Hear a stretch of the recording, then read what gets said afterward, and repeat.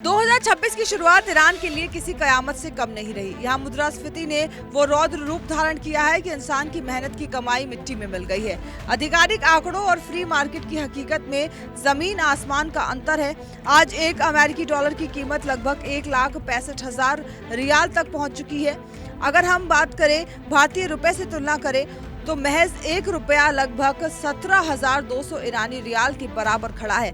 गिरावट इतनी तेज है कि ईरान के केंद्रीय बैंक को 1 करोड़ रियाल का नोट जारी करना पड़ा, जिसकी अंतर्राष्ट्रीय बाजार में कीमत $7 है।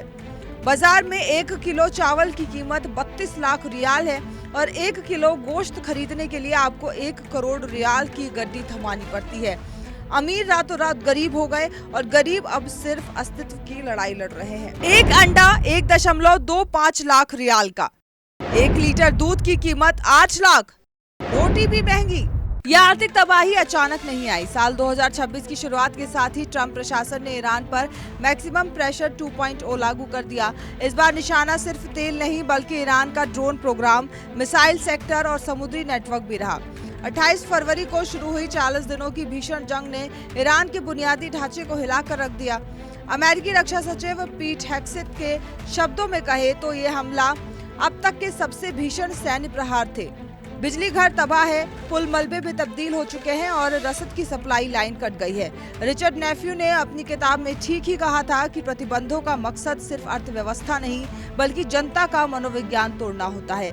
आज ईरान का हर नागरिक इसी मनोविज्ञान और आर्थिक युद्ध का केंद्र बना हुआ है। $1 16.5 लाख रियाल, रियाल बना कागज, करेंसी का क्रैश।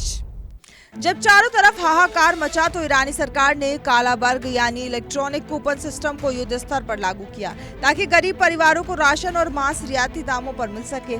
लेकिन खुले बाजार और सरकारी रेट में इतना फर्क है कि राहत ऊंट के मुंह में जीरे जैसी है।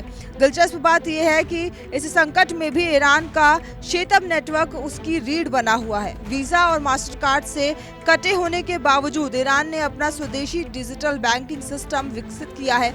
यहाँ लोग एक अंडे के लिए भी अपना कार्ड स्वाइप करते हैं। वहीं गणना को आसान बनाने के लिए आम जनता तोमान का सहारा ले रही है। अगर अंडा 1.4 लाख रियाल का है तो दुकानदार उसे 14,000 तोमान कहता है। सरकार ने भी नोटों से जीरो को धुंधला छापकर जनता को मानसिक दिलासा देने की कोशिश की है। तेल निर्यात ठप, विदेशी पैसा बंद, इकोनॉमी लॉक। जब अपनी करेंसी पर भरोसा खत्म हुआ तो ईरानियों ने डिजिटल सोने यानी क्रिप्टो करेंसी को अपना लिया। आज लगभग 25% ईरानी नागरिक बिटकॉइन और टीथर का इस्तेमाल कर रहे हैं। ये डिजिटल एसेट्स अब उनके लिए निवेश नहीं बल्कि जीने की ऑक्सीजन बन चुके हैं। लेकिन ईरान सिर्फ चुपचाप पिटने वालों में से नहीं है। उसने अपनी आखिरी चाल के रूप में स्ट्रेट ऑफ हॉर्मुज का कार्ड खेल दिया है।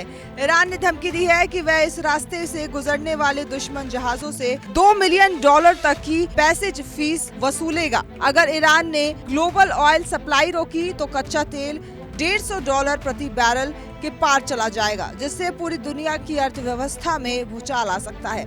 ये एक ऐसा दाव है जो अमेरिका को पीछे हटने पर मजबूर कर सकता है या फिर जंग को और भड़का सकता है। ईरान की ये तस्वीर गवाह है कि आधुनिक युग में युद्ध सिर्फ टैंकों और मिसाइलों से नहीं बल्कि डिजिटल वॉलेट और अनाज की बोरियों से भी लड़ा जाता है। लाखों लोग गरीबी रेखा के नीचे जा चुके हैं और संयुक्त राष्ट्र ने बड़े पैमाने पर अकाल की चेतावनी दी है। क्या डिप्लोमेसी की मेज पर ईरान को कोई संजीवनी मिलेगी या फिर ये आर्थिक बेड़ियां एक प्राचीन सभ्यता को अंधेरे युग में धकेल देगी? जाते जाते बस इतना ही कहूंगा।